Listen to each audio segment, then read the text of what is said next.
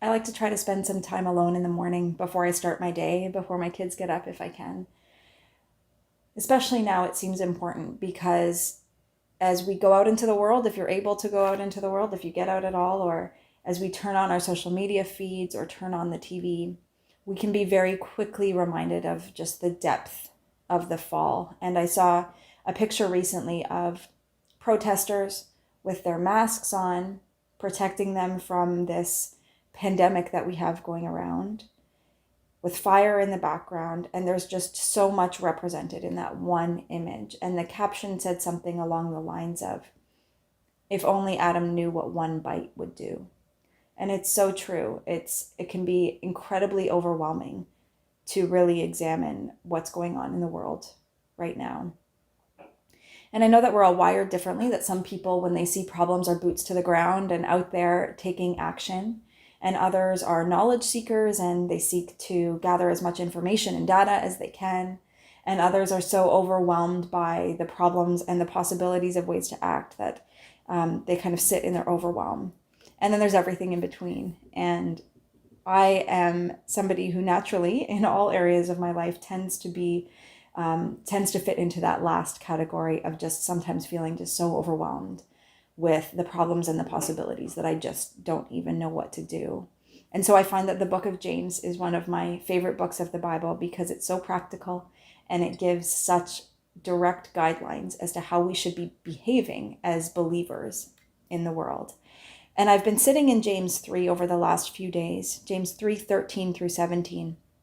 And it says, "Who is wise and understanding among you? Let them show it by their good life, by deeds done in humility that comes from wisdom. But if you harbor bitter envy and selfish ambition in your hearts, do not boast about it or deny the truth. Such wisdom does not come down from heaven, but is earthly, unspiritual, demonic. For where you have envy and selfish ambition, there you find disorder and evil practice. But the wisdom that comes from heaven is first of all pure, then peace-loving, considerate, submissive, full of mercy and good fruit, impartial, and sincere." And I think that as believers, if we're honest with ourselves, we know that we go between these two types of wisdom and true heavenly wisdom.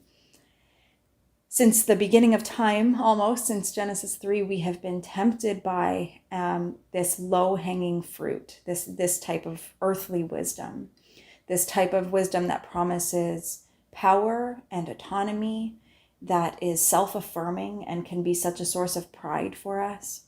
And it comes at such a devastating cost. And as believers, we really need to be reaching higher for this heavenly type of wisdom that is peace-loving, considerate, submissive, full of mercy and good fruit, impartial, and sincere. And right at the beginning of James, he tells us how to do that. Action. He says, "If any of you lacks wisdom, you should ask God, who gives generously to all without finding fault, and it will be given to you." He wants to give us this type of wisdom. He wants us to be out in the world acting with a source of heavenly wisdom behind our actions.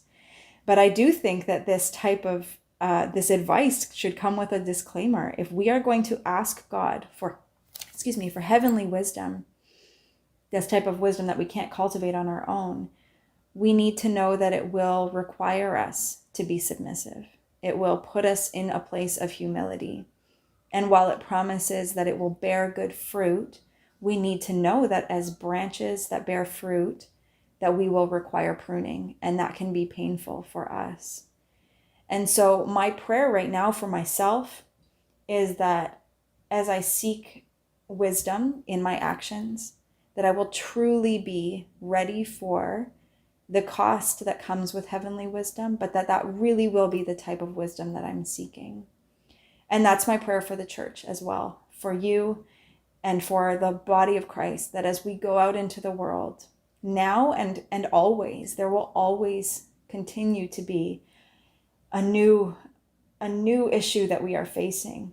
But my prayer is that we will truly be seeking this type of wisdom, that we will know that it will come at a cost to us, but that ultimately it will come with such greater reward and such greater good fruit will come from from our seeking heavenly wisdom.